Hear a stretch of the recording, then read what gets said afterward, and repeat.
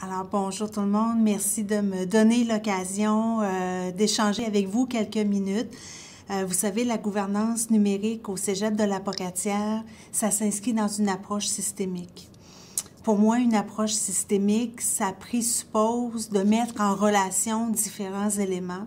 Ça présuppose aussi qu'il y a plusieurs acteurs en cause. Alors, évidemment, la prémisse de départ, pour moi, ça a été, si je veux amener une transformation numérique dans mon organisation, c'est certainement pas une activité que je peux faire seule.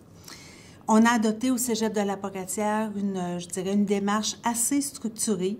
On voulait avoir vraiment une démarche qui nous permettrait de se donner des orientations qui seraient partagées avec l'ensemble de notre communauté, mais dans une approche, je dirais, d'organisation apprenante, d'organisation participative, d'organisation agile.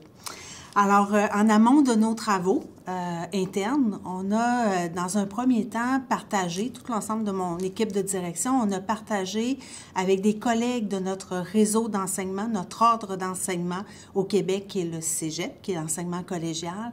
On a partagé notre réflexion pour en faire une grande réflexion nationale sur la place de notre ordre d'enseignement à l'intérieur des grands enjeux numériques du réseau collégial, évidemment, pour la société québécoise.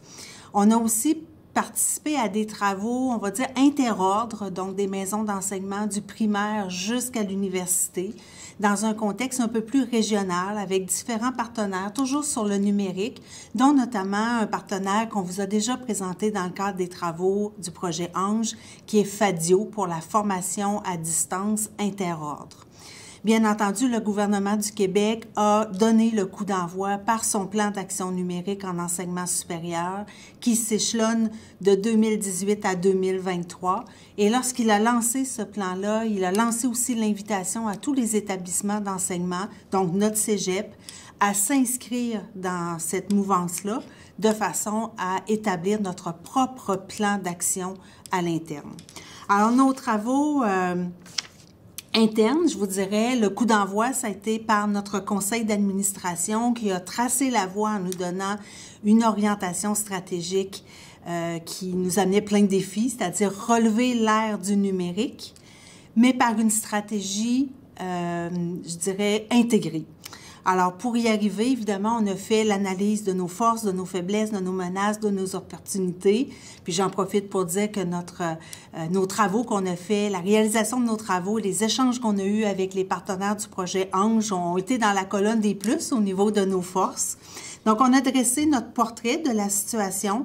On a formé une équipe multidisciplinaire, on s'est donné une vision qui était partagée, on a fait l'écriture du plan, on a fait valider par certains groupes d'employés, on a fait adopter notre plan par notre conseil d'administration et j'en ai fait personnellement la présentation à tous les membres du personnel. Ça, on était à l'automne 2019, puisque notre plan d'action qu'on appelle le PAN couvre la période de 2019 à 2023. Notre plan d'action 2019-2023, il couvre 3 axes. D'abord, le premier axe, pour nous, c'était bien important de voir comment on pouvait mettre des actions pour soutenir le développement des compétences numériques, à la fois chez nos étudiants, mais aussi chez les membres de notre personnel. Et à cet égard-là, vous le savez, on a une mesure qui a été largement étudiée dans le cadre du projet Ange, qui est le CAPTIC. Alors, le CAPTIC, il a évolué à travers le projet Ange, il a évolué aussi à travers notre organisation au fil du temps. Donc, ça, c'était le premier élément là, de soutenir les développements des compétences numériques. Le deuxième axe, c'est comment on peut utiliser le numérique vraiment comme vecteur de valeur ajoutée dans les apprentissages des étudiants et dans la pédagogie au niveau de nos enseignants. Et finalement, c'est peut-être un axe qui réfère un petit peu plus à la gouvernance, comment on peut créer un environnement propice au développement des compétences numériques. Alors, on a terminé la première année de 4 de ce plan-là, c'était l'année 2019-2020.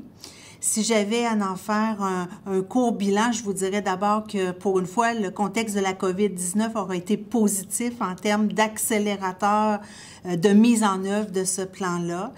Mais plus sérieusement, je vous dirais qu'heureusement qu'on avait un plan parce que ça nous a permis ici à l'interne de mieux vivre la situation puisqu'on a, comme à peu près vous tous, basculé d'une forme d'enseignement un peu plus traditionnelle vers un enseignement à distance, mais aussi comme gestionnaire, tous nos méthodes de gestion de nos employés, de notre organisation du travail a été induit par la COVID-19 et l'est encore, bien entendu, aujourd'hui.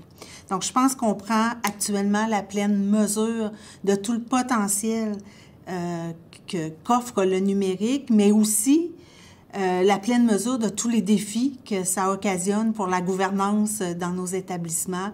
Alors, c'est sûr que j'entrevois que j'ai du travail pour les prochaines années avec mon équipe à cet effet-là, mais je vous dirais que quand on est bien planifié, comme c'est le cas avec notre plan d'action numérique, il y a lieu de voir l'avenir avec optimisme.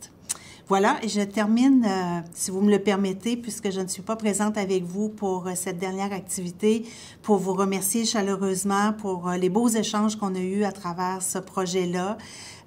Mon équipe a été nourrie par les beaux travaux qui ont été réalisés. Ça a été un honneur pour le Cégep de la Pocatière d'être choisi et d'avoir pu contribuer à ce projet-là. Et on se dit, j'espère, à très bientôt.